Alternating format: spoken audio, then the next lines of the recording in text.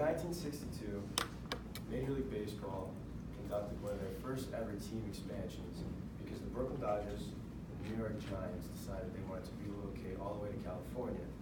And the league wanted to maintain a National League team in New York. So that is why the Mets became a baseball team. In their first ever season, they finished with only 40 wins and 120 losses. And at the time, it was considered one of the worst single-season records in all of baseball. And they were actually managed under Hall of Fame manager Casey Stengel for 4 years, and they came in last place each of those 4 years. And ironically, Casey Stengel managed the Yankees for over 10 years and brought them 7 World Series championships and 5 in a row at one point. So the first 2 years in their existence, they played their home games at the Polo Grounds, which was located in Manhattan, and that's where the Dodgers and the Giants held their home games. And what I think is interesting is that the way the Mets got their team colors, the blue and orange, the league decided to take the blue from the Dodgers and the orange from the Giants and put them together to kind of keep the two teams in New York, essentially, instead of like abolishing them altogether. So they implemented the 2 colors, and that's how the Mets got their team colors.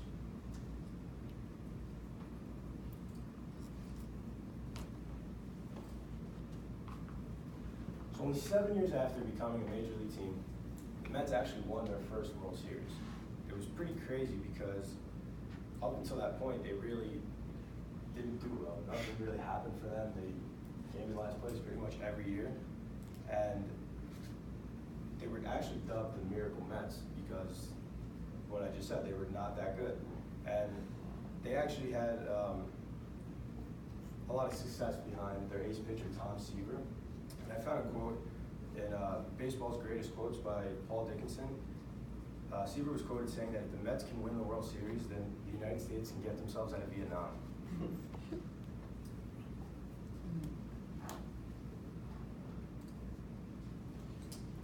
So the Mets struggled a lot until around the 80s. In the 1980 draft, the Mets selected Darryl Strawberry on the left here as their first overall pick.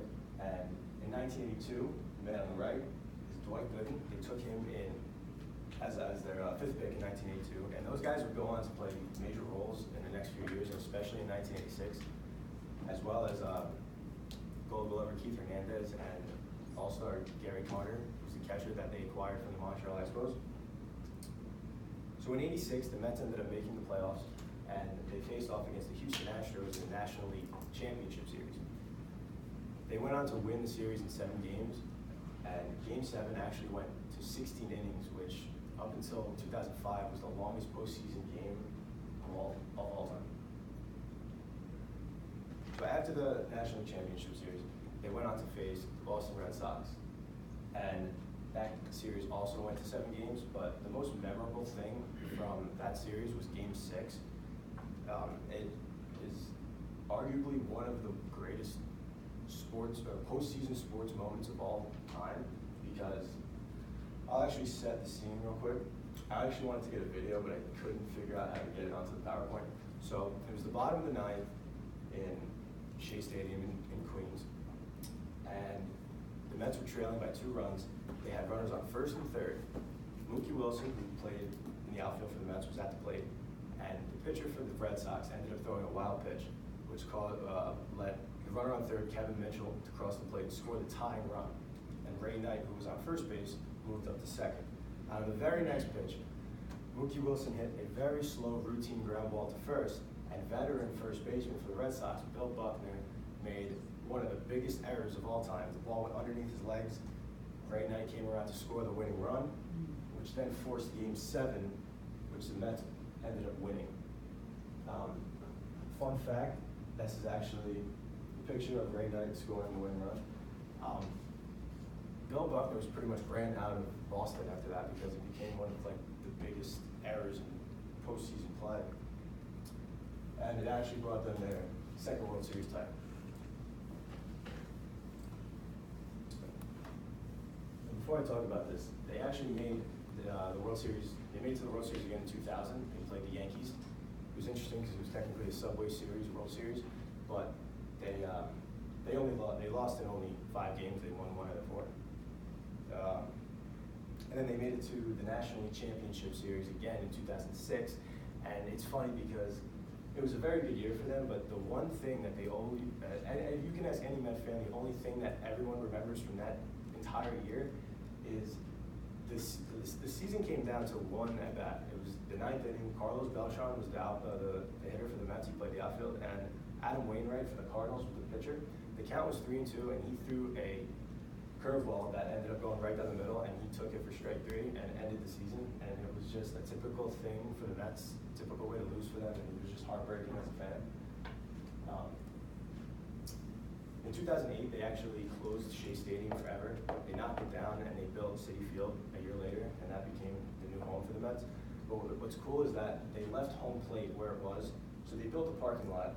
They didn't build the field on the same exact area where Shea Stadium was. So in the parking lot of Citi Field, you can actually see the original home plate, which I think is pretty cool. So 2015 rolls around. The Mets haven't made the playoffs in 9 years up until this point. So as a Met fan, it's very hard to want to be involved, but as a diehard fan, you kind of got to stay behind them, they're your team, whatever. So they start the season off pretty slow. April, they go up and down a little bit, but at the end of the month, they did go on an 11-game winning streak, which gave the fans a lot of hope. But then, as the Mets do, they build you up and then they drop you right down. So from around May to June, they went on a big skid. They went up and down. They were in and out of first place. They were chasing the Washington Nationals, who were the second best team in the league, or in the division at that point. So it was really a race up until August, and one of the craziest moments I've ever seen as a baseball fan, it actually had to happen to the Mets. I was watching the game live, and in the middle of the game, I think they were playing the Braves.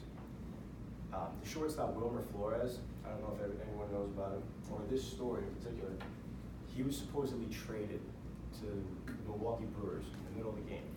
And usually if that happens, it doesn't happen often, but if it does happen where a player gets traded in the middle of the game, they pull him from the game, and he packs up, and he goes. It's like that, it's quick, it's really kind of weird.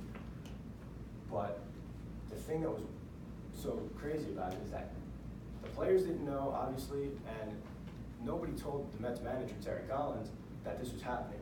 So it's 2015, so everyone in the stands has a phone. Everyone's getting notifications and updates saying that Flores has been traded. So they're all chanting at him, "Thank you, Wilmer, good luck in Milwaukee," and no one has any idea on the field what's going on. So he's still in the game, and he ends up getting very emotional, and they ended up pulling him from the game, and because he actually got signed at 16 years old, and he was a Met for life up until that point. So it turns out that at the end of the game, the guy that they were trading for failed his physical, so the Mets pulled out of the trade, and there was no deal. He stayed as a Met.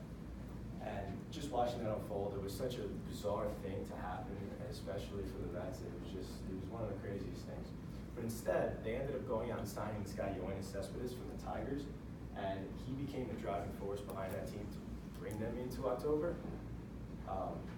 He hit 20 home runs in a month and a half to 2 months. It was pretty incredible. So on September 26th, they clinched the division. So they came in first place. They beat the Cincinnati Reds, and then they just had to wait until the postseason started. They ended up playing the Dodgers in the National League Division Series, which they won. And then they went on to play the Cubs in the Championship Series.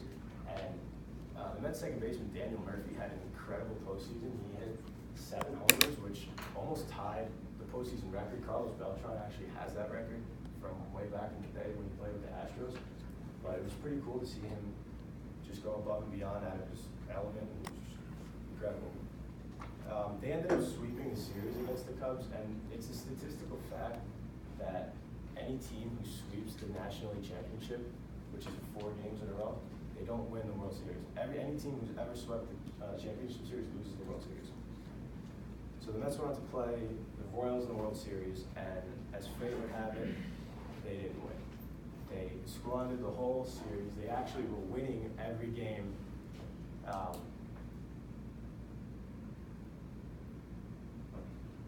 They were winning every game into the eighth and ninth inning, and then they ended up just errors, mental mistakes, and everything, and then they lost.